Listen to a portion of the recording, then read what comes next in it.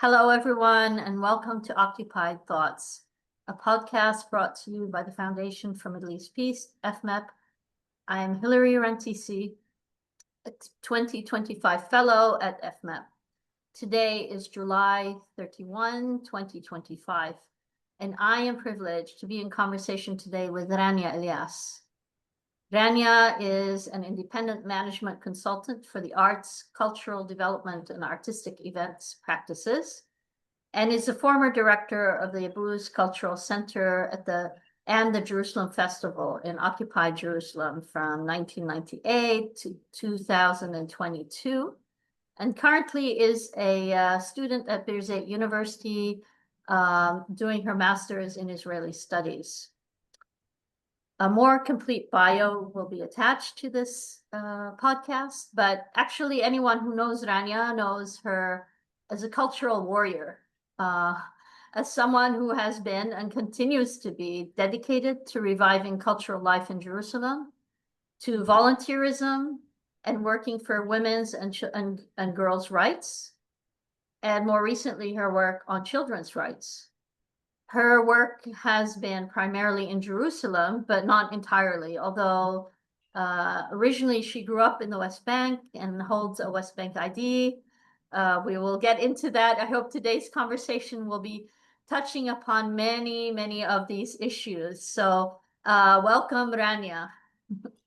Thank you for the introduction, Hilary, and thank you for hosting me, and good evening to everyone.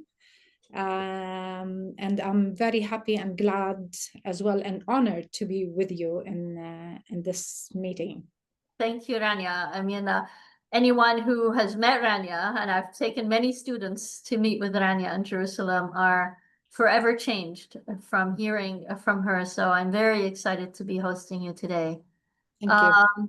Maybe we can start with you talking about Jerusalem and your work on keeping the cultural life alive in Jerusalem.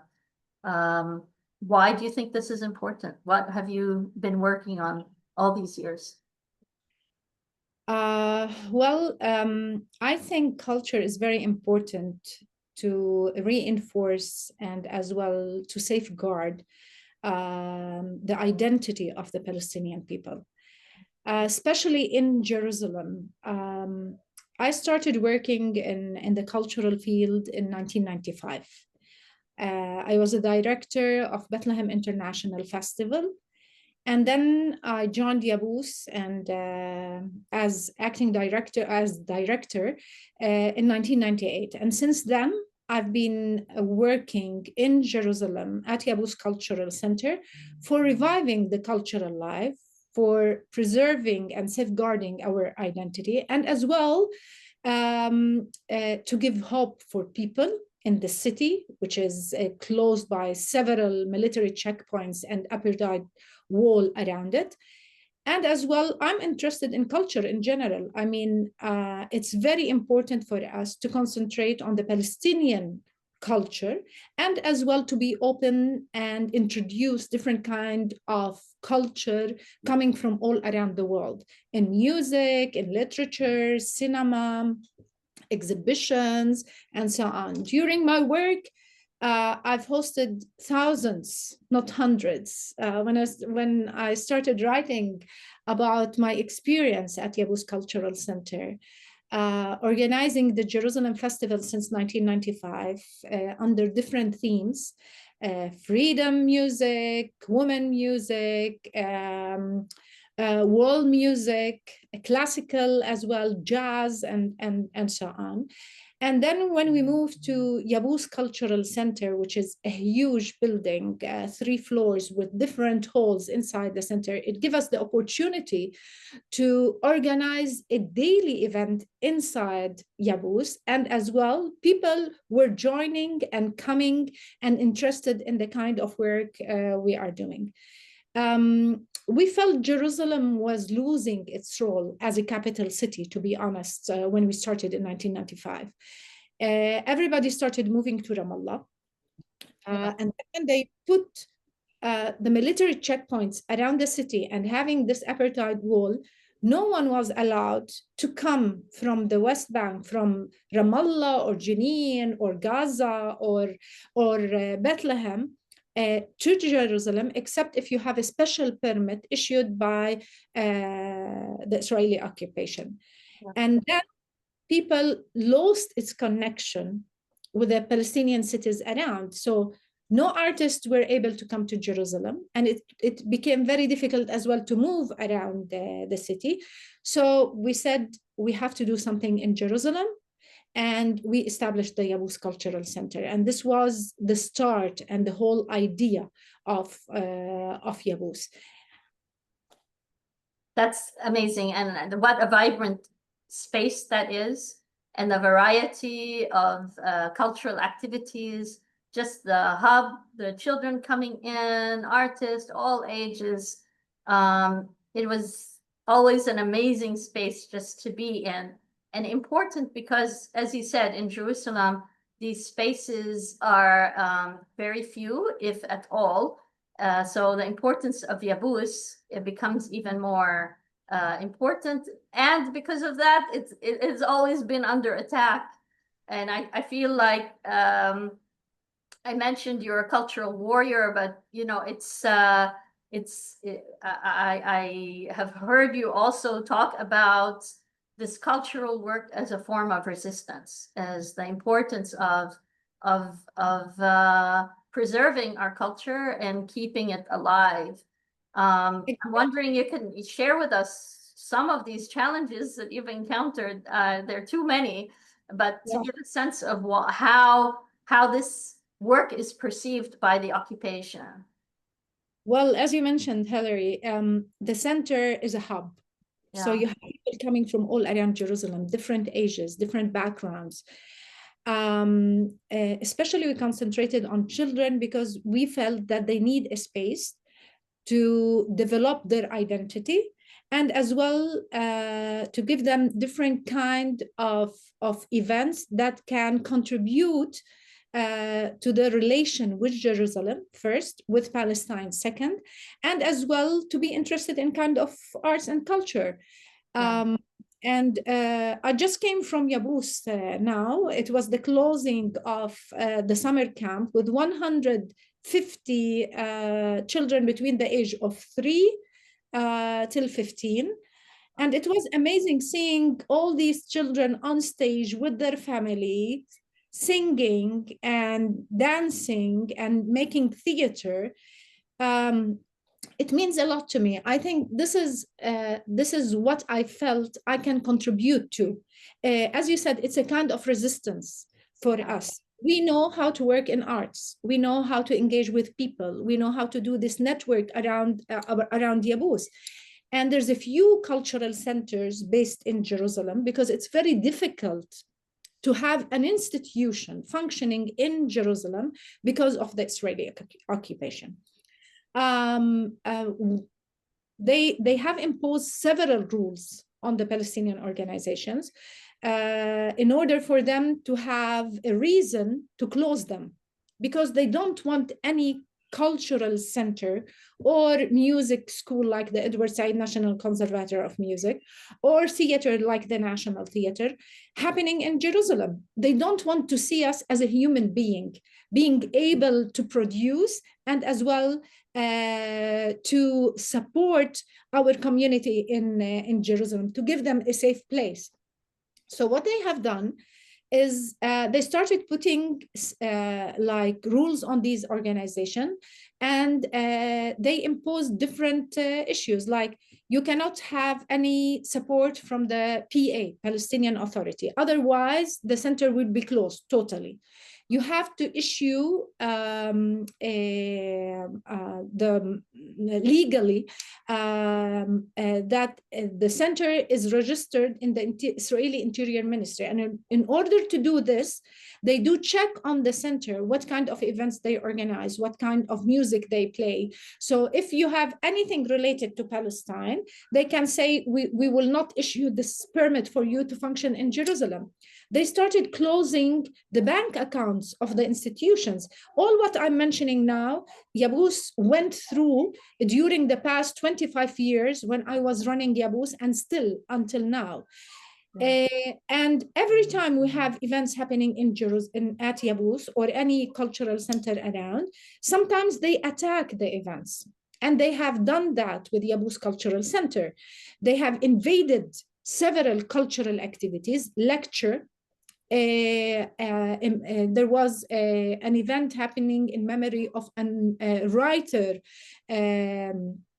He was 93 years old, living in Amman, and his family decided to do like a gathering for friends and so on. They invaded the center. They started pushing people out. They started beating them, and then they gave us an order to close the center, not the center, the event, for 8 hours. And every time they have invaded the place, they asked me to go for interrogation. So I've been, the past 25 years, I've been asked to go for interrogation for cultural events that I'm organizing. Yeah. And the most difficult one was in 2020, to be honest, during the corona. Yeah. You know, in March, everything closed in the whole world. So we closed the center on the 15th of March, and we stayed at home. We couldn't leave. We were not allowed to leave outside and so on. So on the 22nd of July, 2020, we saw several police cars around the house. And then in the Israeli intelligence, IDF, as well, surrounding our house. And then they entered the house and they arrested Mimi and Suhail. Suhail is my husband, and he's the general director of the Edward Said National Conservatory of Music, composer and musician. And they started looking into our things inside the house, opening drawers, confiscating papers. They confiscated our passport, our visas, our car. And they arrested us. They took us for interrogation. And according to them, why they have arrested us? Because we are organizing and promoting Palestinian culture in Jerusalem, and then started putting on us allegations that is not true, like you have relation with terrorist organization, you get money from sites that you should not get money from. They took us for interrogation. We stayed for 14 hours without any break. Interrogation at a police station for the occupiers in Jerusalem. And then they decided to release us under conditions.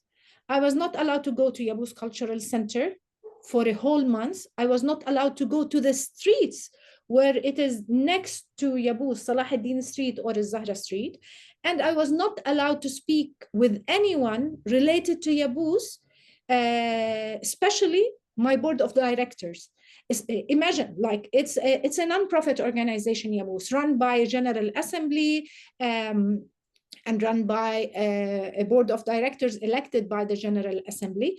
And all our papers were registered. We pay VAT, taxes.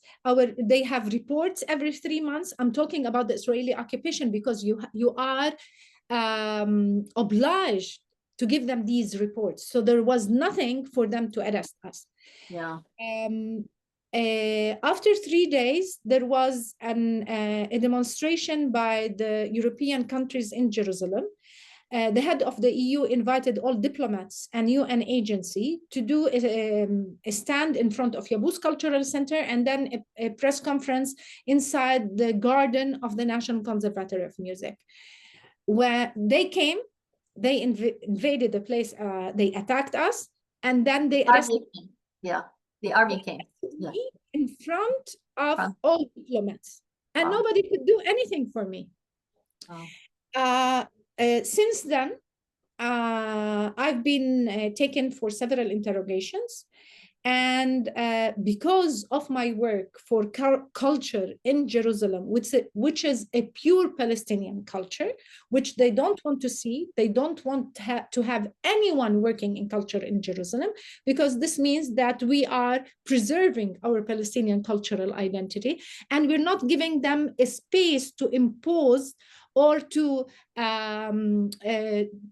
put all their programs, because they are trying to control the cultural centers in Jerusalem. So they are building cultural centers in the middle of the Palestinian streets and neighborhoods and so on, to impose and organize events as they think it is Israeli events, music by the Israeli artist, and so on, because they don't want to see any Palestinian. So they want to close cultural organization and build Israeli cultural centers in the center, in the heart of Jerusalem, in Palestinian neighborhoods. So displace and replace, as they've tried to do everywhere, or erase. I mean, we're looking at Gaza also, the attacks on all the cultural institutions, and including, I mean, the Edward Said Conservatory has a branch in Gaza, and amazing, we still see sometimes performances of children there in the midst of everything. I mean, it just speaks to the importance of this work, but also how it is perceived by the occupation, and how it's perceived as threatening, because it's reinforcing the cultural identity of people and how they belong to this place, to this land. There's a history, and that we continue this history. It's not out of the blue. I mean, what's happening in Gaza, Hilary, is a clear seen on social media, on TVs, everywhere. Genocide is being implemented on our people. Yes. Thousands of people have been killed by the Israeli occupation forces in Gaza. They didn't just destroy cultural center, they tried to destroy everything, including people. So they don't want to have any Palestinians in Gaza, by killing them, now by not allowing any food or medicine to get into Gaza, destroying all universities, schools, organizations, houses. Everything has been destroyed in Gaza in front of everyone. Unfortunately, that governments are looking, watching, and supporting this genocide when they do not take any action against the Israeli government or this kind of genocide happening in Jerusalem. We believe that people are acting in the streets. We see in the United States, in university, we see Jewish Voices for Peace who are doing so many things in United States. We see the people marching in United Kingdom, in Norway, everywhere. Everybody is seeing what's happening in Gaza, except the world leaders, the governments, who are supporting Israel with money, who are renewing their agreements. Like the EU, before 2 weeks, they have renewed the agreement partnership with Israel. United States is not just supporting Israel. United States is part of the genocide, which is committed on our people, side by side with Israel. So they are not only supporting and doing vetoes in the UN and so on, but rather they are part of this genocide happening in Gaza. Yeah, very much so, very complicit in this. And I think, Rania, I mean, some of the things I mentioned, the cultural activities in Gaza and their connection to you in Jerusalem and so on, because of course we are one people, and the way Israel is trying to control our population is by segregating us into different categories, into different groups, into different legal structures, And so, of course, Gaza is a different legal entity according to the occupation. Jerusalem is a different legal entity. The West Bank, the Palestinians inside 48. And, you know, I mentioned this in the intro, but also I think your work and the fact that you've been able to do what you do is quite remarkable, given your status under the Israeli occupation as a West Bank resident, married to a Palestinian with a Jerusalem residency. Maybe share a little bit about how this has impacted your life, what your status is now, where you're able to go and not go, just to give us a sense of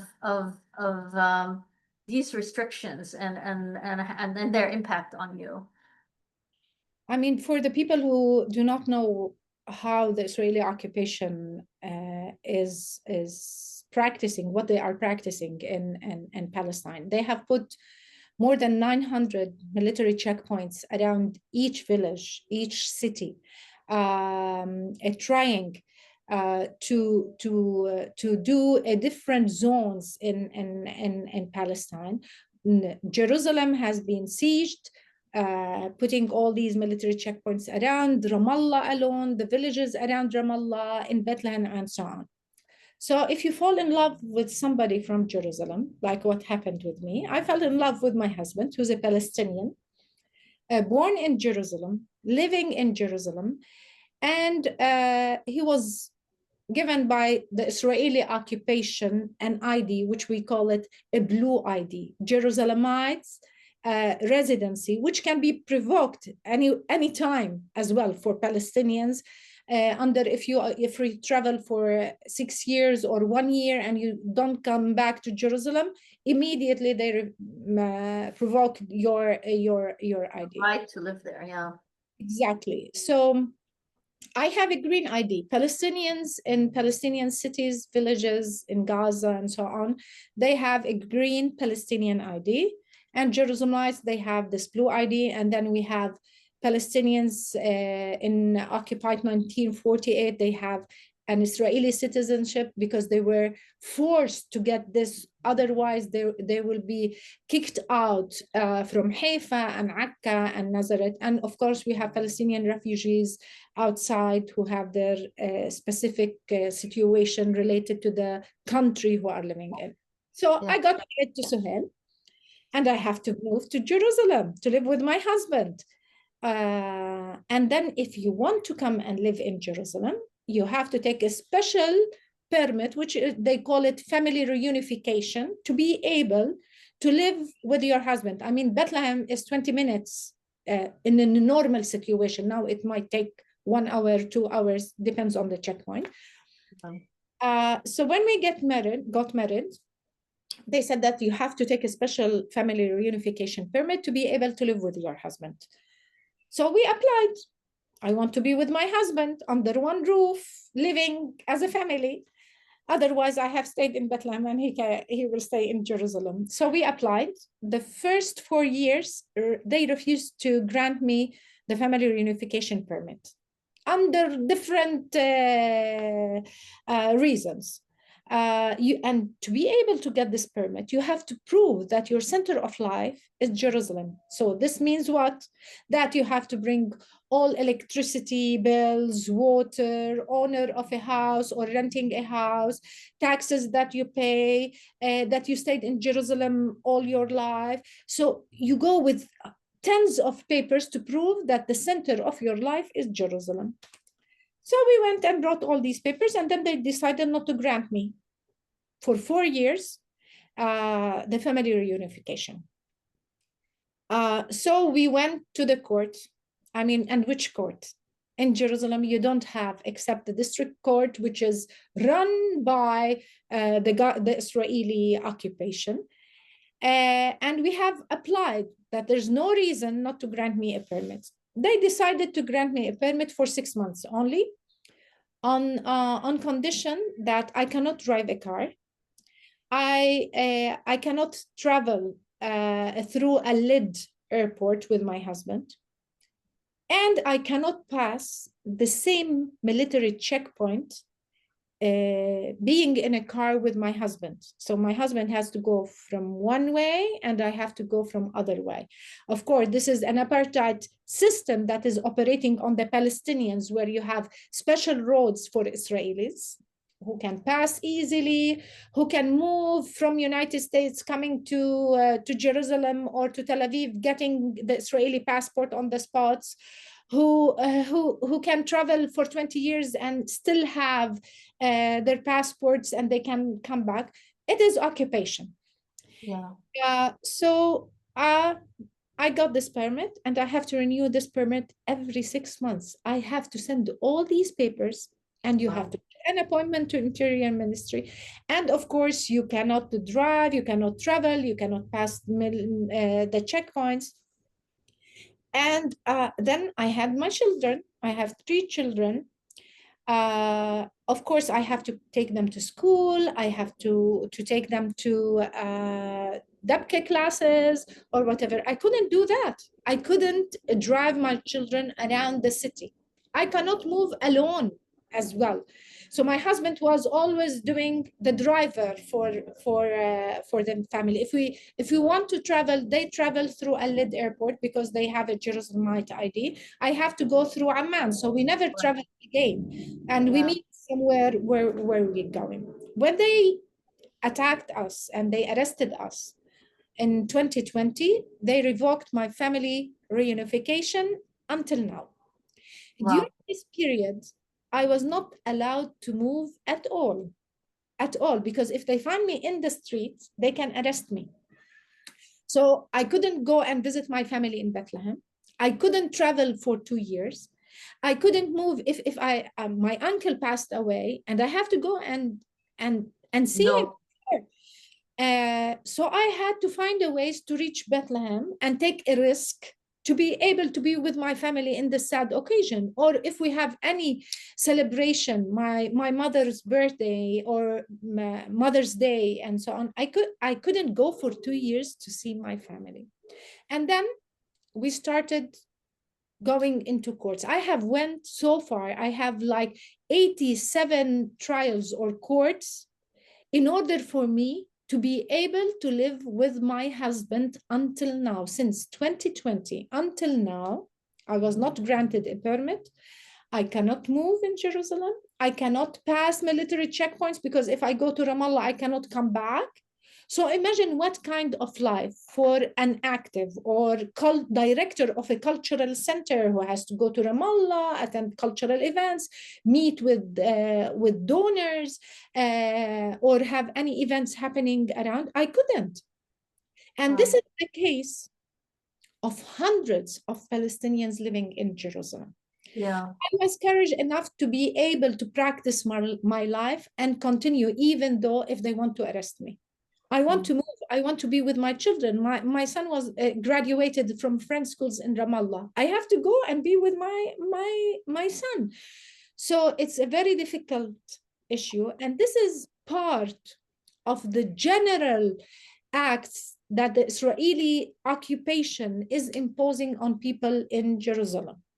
In order for them to kick out Jerusalemites from the city, more settlers living in Jerusalem and have more Israelis coming to Jerusalem. So in order for them to have Jerusalem the capital of Israel, even under international law, it was not recognized. Jerusalem is still to be discussed, that it will be a capital of the Palestinian city and as well for the Israelis. And it was never practiced under, even if we have international law, if we have so many resolutions, nothing was practiced here in Jerusalem. So this is my case, and this is still I'm facing this situation. I was supposed to have a court on the 16th of July, and they decided to postpone it until September now. So I don't know what will happen in September. If we win the case after 5 years, I can stay in Jerusalem. If not, they can take a decision to kick me out from Jerusalem, not being able to be with my husband and with my kids living together under one roof in the city. So imagine what kind of life it is. Yeah, I mean, it's Rania, you have been in and out of the courts for so many years. I mean, obviously the attempts are for you to give up, to say, okay, I can't take this anymore, but there is some strength in you that's just amazing, that you are still there, you're still present, you're still giving, and you're still creating, and also seeing hope and giving hope. And I, but I mean, we're still, there's so many pieces of your story that have not been told yet. So as part of, I think, ways that the Israeli occupation has tried to silence you and your husband, and to control you and the work that you're doing, because it's so threatening. This music and culture is so threatening, that not only has it impacted you as an individual and your husband, but now it has entered into your home in other ways. So I know this is very painful, but I'm wondering, Rania, if you could share with us what happened on the 18th of October in 2022. Now, 2.5 years ago, almost 3 years ago. yes, it's very painful. But before I go into Shadi's case, I have to tell you that I believe in what I'm doing. I believe that I contribute to my people in this way. Each one of us has a way to be able to contribute to Palestine. So I have the strength. I believe that this is our land, that this is my right to practice culture in Jerusalem, and to serve my people. This gives me all the courage, all the power, and all the hope to be able to give it to my people as well. So I will never give hope, despite all what I have been gone through. I will fight till the end because I believe this is my right, and I belong to Jerusalem and to be with my family. So this is very clear, and I said it in courts, I said it in front of when they question me, and so on. I'm not afraid of the system. Yeah, yeah. Now coming to the 18th of October. Mm. On the night of 18th of October 2022, early morning at 5:30 or 5:40, we heard very hard, somebody was knocking on the door with their hands and on the bell non-stop. I woke up and I told Suhail, somebody is outside our house and they're knocking on the doors very hard, and I don't know what's happening. So I went to Shadi and Yusuf. Rand was outside the country. My These are your daughter. children. Yes, Rand is studying veterinarian in outside in Hungary. Yusuf, the second, is with us at home. He was still at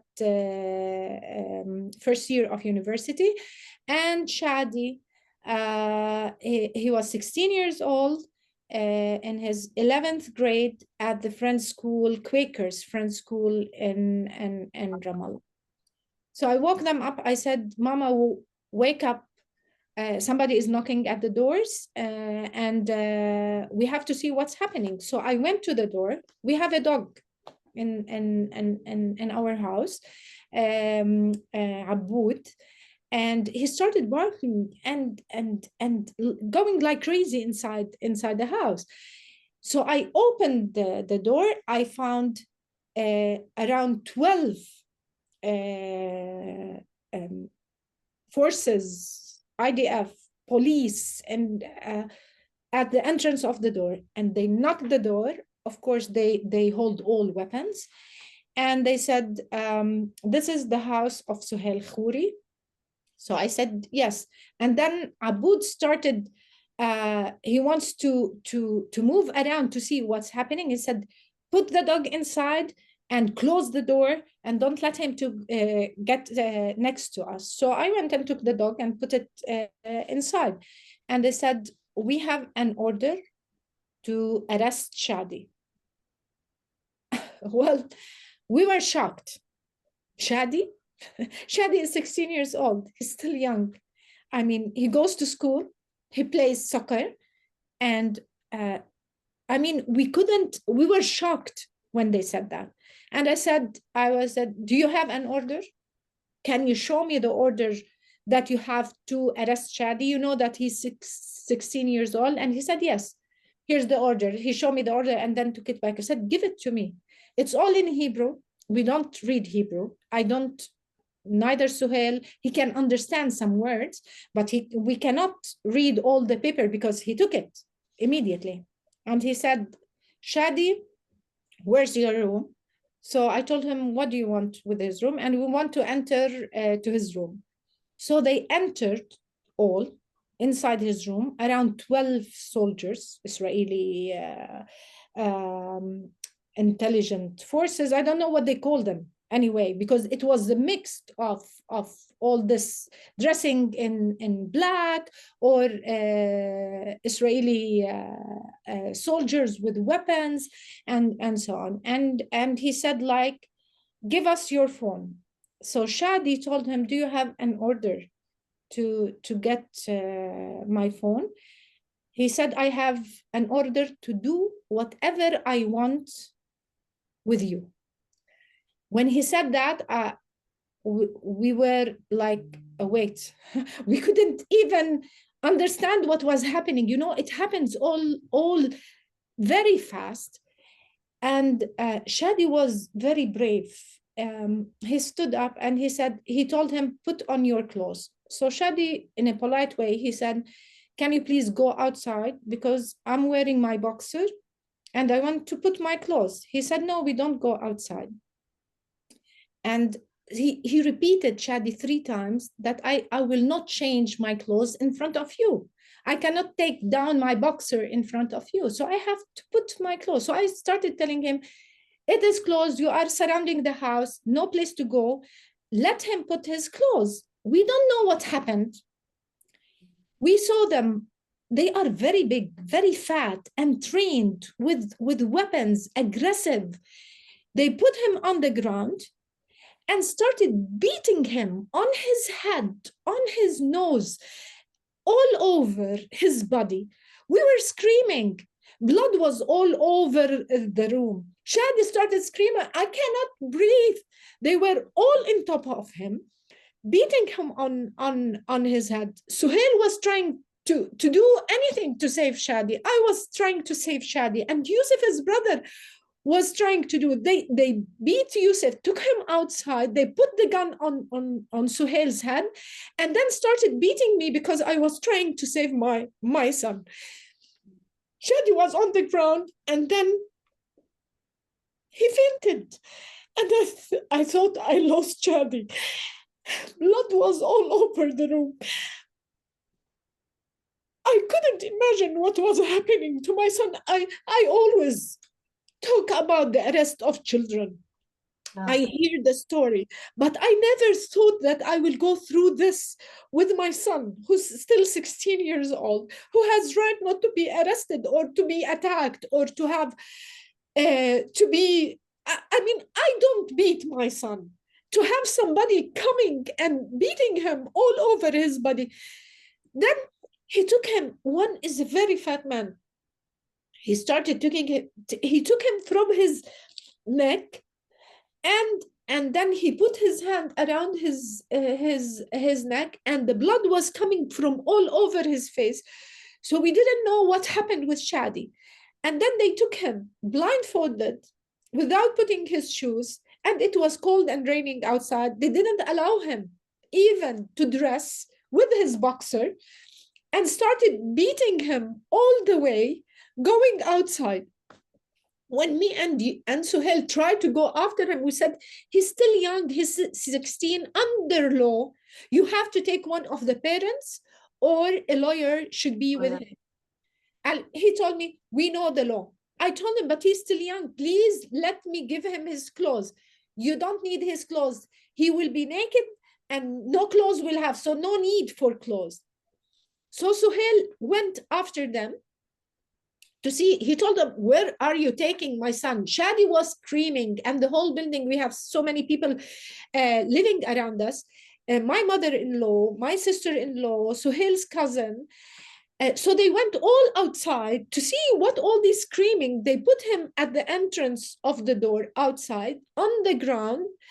And then one of them put his knee on his back. They put him on the ground and continue beating him all around the way. So the house was full of blood until all the entrance of the house. And we didn't know what Shadi, where the blood was coming from. Then they came back. They came back to the house and starting destroying the room with nothing, doing nothing. They started taking the chairs, throwing it to the floor. They opened the drawers, took out all his clothes, and then they put the computer on the ground. They broke it, and then they took the bed upside down. So the room was destroyed, totally destroyed. Plus, you have all the blood on the ground. And they took him. Then Suhail, I called the lawyer and I told him, I'm sorry to call you very early, but we were attacked at the house. They attacked us, they arrested Shadi, and we want you to go, because they told Suhail that they're taking Shadi to the Russian compound in Jerusalem, which is an interrogation center. And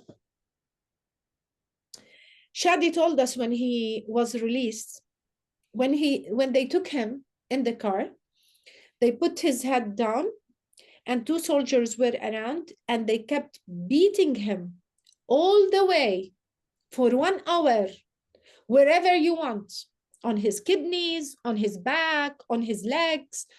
They even his t-shirt was full of blood and was the t-shirt was running, there's a marathon in Bethlehem happening every year by the Palestinian group. So he said, you're running for a Palestinian marathon. So they started beating him. And Shadi, he told us that I didn't remember that I was wearing this t-shirt. So I was asking him, what it's written Palestine on your t-shirt. And then when they reached the Russian compound, Shadi didn't have his shoes. He was not wearing anything. He was blindfolded. And there are stairs, 2 floors to the interrogation center. He couldn't see in front of him. So they dragged him. He fell down on the stairs and they dragged him all the way to the 2nd floor. When he reached the 2nd floor, he was totally all in blood. Oh. And then they put him in a room and started beating him again, cursing Jesus, cursing Christianity and Christian people and so on. You, the Christian, they started, attacking him on this issue. And then they put him on the ground in a position that he shouldn't put his hands on the ground, only on his knees. And if he moved around, they started beating him, throwing things on him, cursing him. Different torture techniques. It is a torture technique. And then they needed the code for the mobile. Shadi forgot the code for his mobile with whatever he was running on. So they started beating him on his head again. So he fainted for the 2nd time, for the 3rd time. And then they put pepper spray in his mouth. And they told him, if you don't tell us the code, we will spray you with the pepper code. He stayed in prison for 41 days. He was interrogated 3 times, beaten every second, every minute he was inside the Russian compound.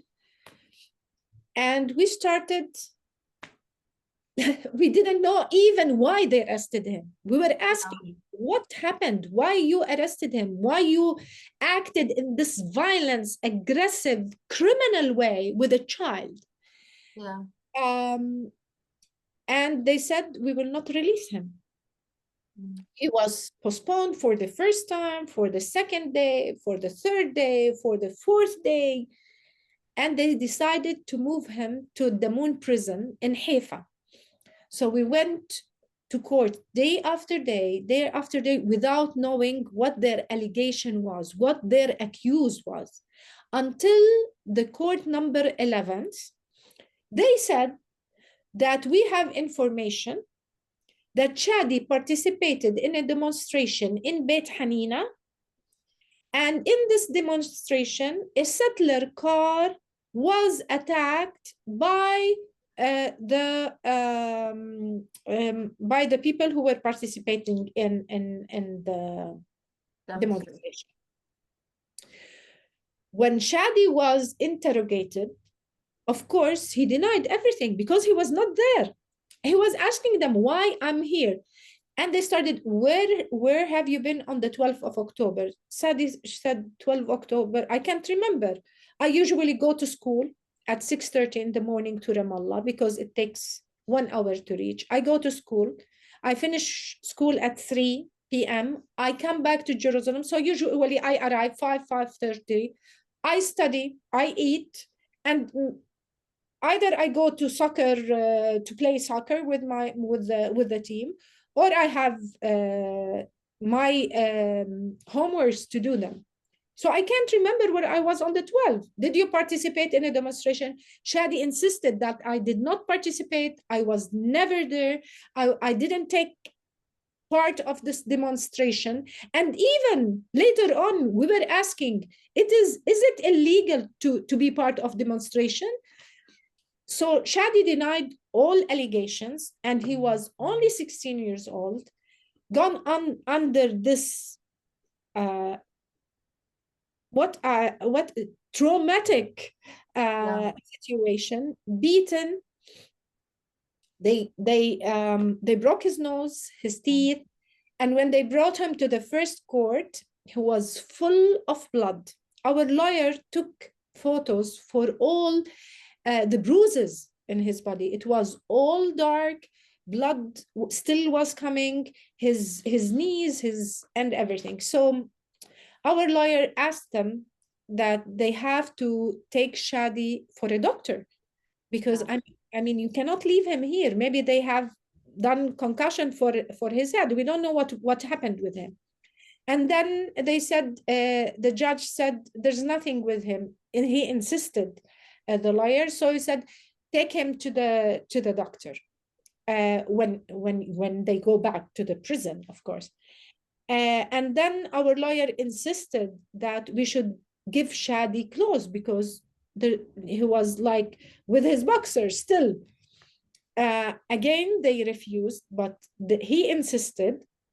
So his brother took off his jacket, his pants, and so on, and gave it to Shadi. Yusuf did that inside the court.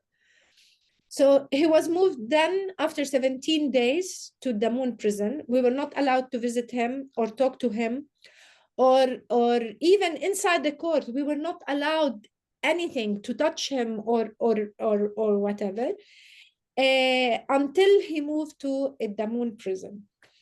One night he was at the Russian compound, and he was in a room with two boys, same age. Of course, they arrested all children in the same age. Yeah. And he started singing. He got bored and he started singing a love song. They entered the room and they took him outside and started beating him as well for singing. And he was like, what have I done? I was singing. He said, you're not allowed to talk. You're not allowed to sing. And he was beaten because of singing. So he was moved to Damoun prison. And because it is a prison, the Damoun prison was only for women, arrested Palestinian women, and for children only. Of course, Before it was, they mixed small children with youngs, with the elderly people and so on. But after so many fights inside courts, they started to separate them, that children have to be alone and women alone, and then the elderly. When he went to the prison, he was allowed to talk with us.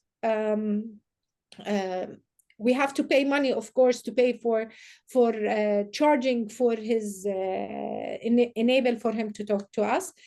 And then we were allowed to go and visit him. So we went to the Damoun prison, me, Suhail, his brother and sister. Of course, his sister was studying outside. She withdrew with her from her course and came back home after 3-4 days when they kept him inside prison. So when we reached the prison, they said Suhail is not allowed to visit. And because I'm Palestinian and holding Palestinian ID, and I don't have a permit to live in Jerusalem, again, I was not allowed to go and visit my son, to enter and visit my son. Suhail was not allowed because Suhail, in the first Intifada in 1987, he was accused of issuing a music, Palestinian music. So he was arrested and put in prison because producing of Palestinian songs. Some songs, yes. Exactly. So he said, you were in prison, so you're not allowed to get in. So we stayed outside, me and Suhail. Imagine, our son is inside prison. He's 16 years old. I'm not allowed to talk to him, to touch him, to make sure that he's safe. Does he eat? Does he have any, if he's sick or not? I don't know. It was, I mean, I can't describe how we felt during the 41 days. We couldn't sleep, we couldn't eat, couldn't do anything. So his brother and sister managed to visit him. They came outside and they said his smile was so big on his face. And he says hi to everyone. He is strong. And there's somebody from Jerusalem that we know is with him. So he's supporting him and so on.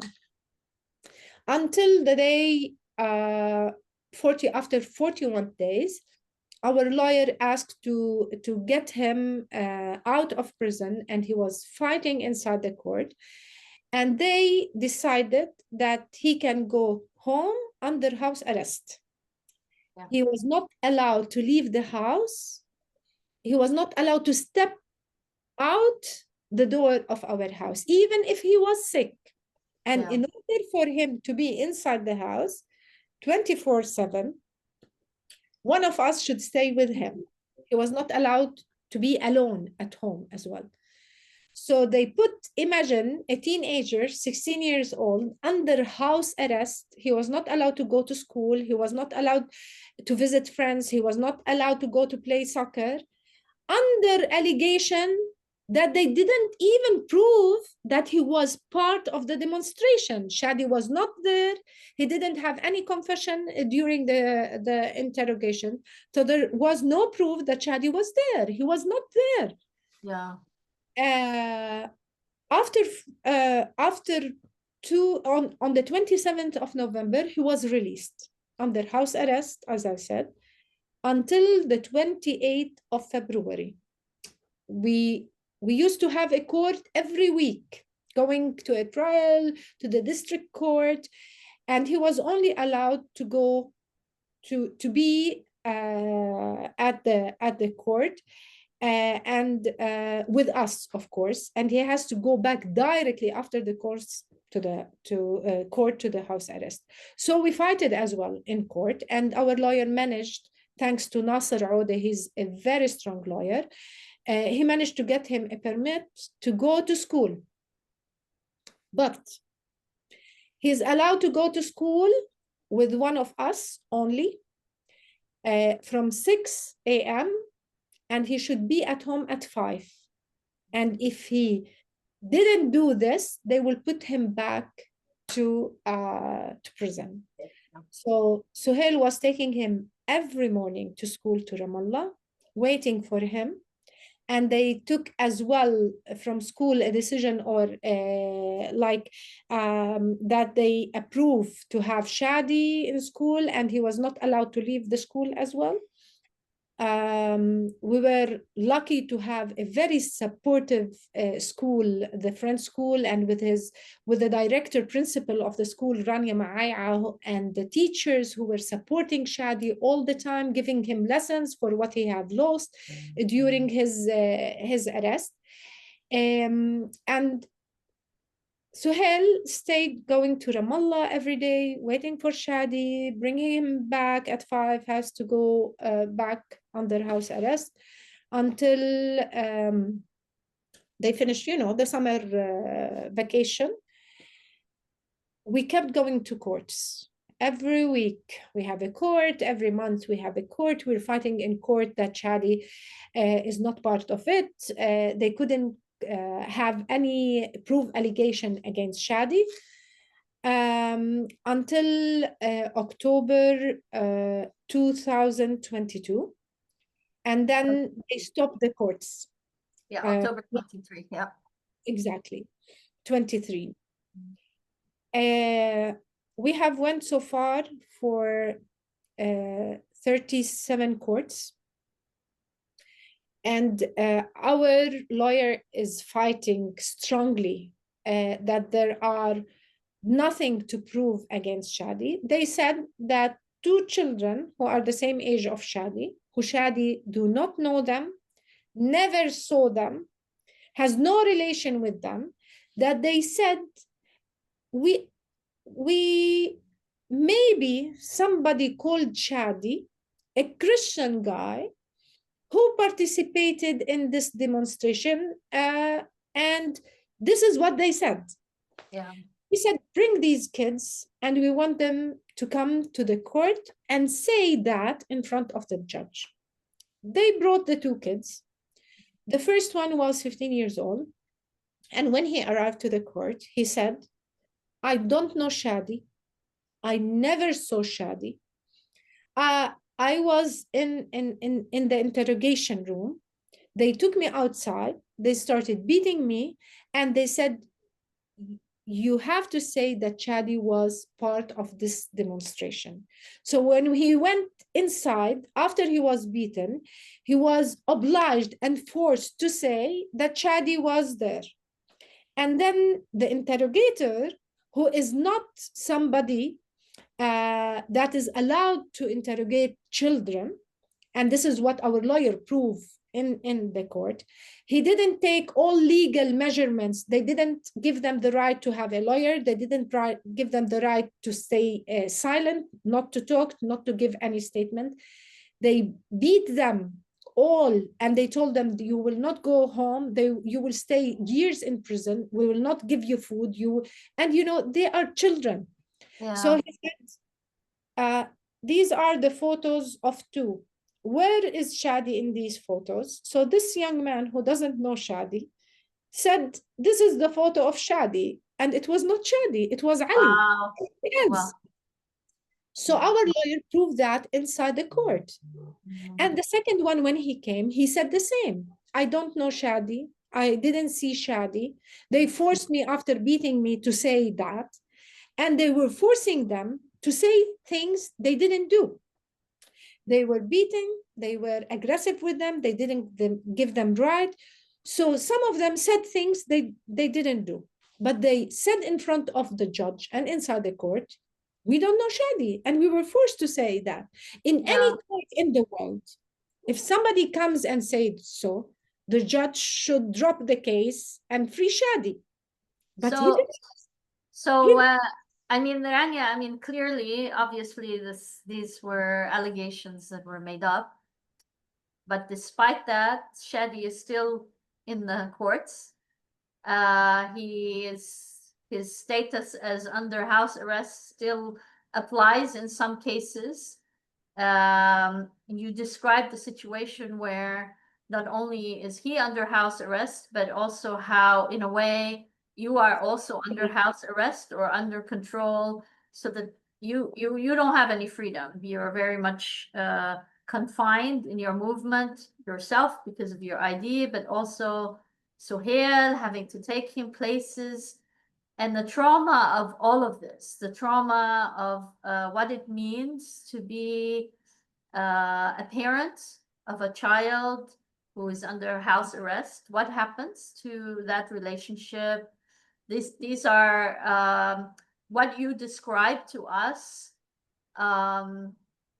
is horrific, and I appreciated the detail with which you shared with us, knowing that Shadi's case is one of hundreds of cases. Exactly. And the importance of having to shine light on these experiences, because they're very common, and specifically for Jerusalemites. Yes. In the West Bank, you know, the children are incarcerated. The vast majority are from the villages next to the settlements. In Jerusalem, those who are incarcerated end up, a vast majority of them, under house arrest. And what that does to life of the family, to what, I mean, you've given some description, but I think that from my conversations with you, the impact also, of course, is ongoing and vast. And we are talking now, what we are in almost August 2025, and the first arrest happened in October 2022. So maybe Rania, you could tell us what's happening now. What's happening with Shadi? He's no longer 16 years old. I mean, it's very important what you have mentioned, Hilary. The situation with children, Shadi is one of hundreds of children who have went through hell and all the suffering, and maybe more than Shadi, every day in Jerusalem and in Palestine in general. And we were privileged enough to have a big house, to have all the family around him. I decided to resign from my work and to stay with my child inside the house and give him all the support. His sister left her study and withdrew from the course and came back to support him. His brother was always around him. And we gave him all the support from his grandma, from my sister, my brother. His father was a big support for him. And we tried to give him the comfort in order for him to pass this difficult period. And even it wasn't easy at all for him. Thinking about other children in Jerusalem who live in one room, when you have 10 or 8 people living in one room and they don't have the space, and you have to put this child inside house arrest 24/7, he's not allowed to go outside and has nothing to do inside the house. What do you imagine this will have impact on this child, psychologically speaking? Yeah. And the family in general. I know that there were so many kids who went through very difficult situation. One of them tried to suicide and kill himself because he couldn't take it anymore. He couldn't even, his mother was telling one of our friends, thank God that he didn't die, but he couldn't take it anymore. Or what happens with the family when you have 10 people around in the house in one room? So this is a kind of torture on these kids and on the family as well. So you cannot go and celebrate Christmas or Easter or Ramadan or be with the family. You have to stay all at home. So all your social life and professional life is affected by this situation. Now, coming to Shadi, we did a campaign, a very strong campaign, supported by so many friends all around the world, by artists, in different areas, by diplomats, by parliamentarians, Francesca Albanese, Special Rapporteur to Human Rights, senator, congressmen, who were around us, supporting us, and as well with the campaign No Way to Treat a Child, who visited us, who came to our house, who spoke with Shadi, and heard the story. But Shadi highlighted and zoomed on the issue and focused on the issue on how on children arrest. So whenever we speak about Shadi is one of hundreds. I read that a report said since 2000, we have more than 13,000 children were put in prison in the West Bank and in Jerusalem. But now they are much more. We don't have a concrete number because the Israelis are not giving number anymore. We don't know how many children were arrested from Gaza during the genocide happening now. And as well in the West Bank. But the latest number that I have read is 530 children are inside prison now in a very difficult conditions. They are not allowed to leave the room. They don't have water to wash themselves. You have a kind of what do you call it? Skypus, that is on the exactly, because they cannot take a bath, they cannot wash their clothes because only they have one pair of underwear and just one pair of t-shirt and so on. They don't have enough food. Ben Gafir was clear enough to say that we will give them something just to stay alive. So that, and you know, from starting of the 7th of October and until now, more than 67 prisoners died inside prison from torture. So this is the situation of children arrest, especially in Jerusalem. Arresting tens of children, putting them under house arrest, and continuous, like Shadi, 3 years of courts, trials, without any conviction, without any proving. Now Shadi is in his first year at Birzeit University, studying marketing. He's a brave guy, very strong, went to a very difficult experience, but he was strong enough to build his character, his charisma, and to face everything that he might face if anything happens in his life. It's not an easy issue. He's brave enough to continue his life, but he's still under trials happening. The last one was on the 17th of July. It was the closing session. Our lawyer gave 1 hour of proof that Shadi was not part of this demonstration. The prosecution gave another 1 hour. She wants to prove by screaming and shouting and putting facts that is not true, false facts against Shadi. And she asked that Shadi should be put back in prison.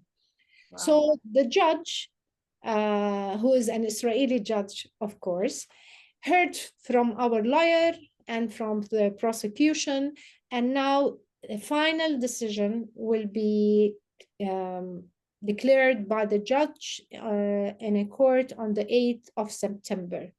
Either he will be freed or he will be convicted, despite all proofs that he was not part and in this demonstration and whatever happened. You said September 15th? September 8th. September 8th. Yes. Okay. Yeah, I mean, you mentioned the No Way to Treat a Child campaign, which is active in the US, and we can provide a link here, is a way for people to be involved in the US on this issue, because it's an issue that impacts so many families in Palestine. But specifically to Shadi, are there things that we can do between now and September to help with his case? Yes, actually, we have a campaign, still working on the campaign with friends all around the world, with No Way to Treat a Child, with the Quakers, with senators, with the human rights organizations, and friends all around the world. And we have demands. We ask that the case against Shadi be dropped completely, and the file will be closed for the lack of evidence. And as well, publicly raise awareness about the detention and abuse of Palestinian children in Israeli detention. And this is very important to keep speaking about it through different groups like No Way to Treat a Child, DCI, and other groups that they are working on the protection of children as well, and who goes under torture, and of course to grant them their fundamental rights under international law as well. And as well to speak out. Talk to your congressmen, senators, parliamentarians, ask them to act against this illegal practice, this torture against these children, and ask them to take acts and question these abuses against children to the Israeli government. They should not be above law, and nobody is questioning them against what's happening in a genocide in Gaza, or the abuse and torture against Palestinian children in Palestine. And your voice should be very strong and loud against this inhuman, against the all these acts from the Israeli occupation against our children, and of course stop supporting Israel to do whatever they are doing for the people of this land, the Palestinian people. Thank you, Rania. I think you have given us a lot to work on. You have given us a way to understand and visualize also what it means to have a family be impacted in so many ways by the occupation. And your work, though, remains a testament. The work around culture in Jerusalem and elsewhere in Palestine remains so important. So first, I want to thank you, Rania, today for sharing with us, for exhibiting true steadfastness and strength. And you are a true inspiration. Thank you. We will continue to work to raise awareness about Shadi's case and about child incarceration generally in Palestine. And so I want to thank you so much today for sharing everything you did. And I know that it wasn't easy, so I very much appreciate it. Thank you, Hilary. It wasn't easy at all. No. And nobody can imagine that their children will go through this traumatic experience, which they should live their life and experience life and enjoy their life with freedom, with dignity. And I hope no one will face what we have faced and still facing until now. Absolutely. No. Thank you so much, Rania. And I want to thank our listeners for tuning in to this episode of Occupied Thoughts. Please make sure to check out the FMEP website, www.fmep.org, for resources related to this podcast and lots of other rich content related to Palestine and Israel. And please make sure you're subscribed to this podcast to stay up to date. You can find us on iTunes, SoundCloud, or Spotify. And you can also watch video versions of our podcast, including this one, on YouTube. And with that, I'm Hilary Rantisi signing off until the next episode of FMEP's Occupied Thoughts. Thank you, everyone.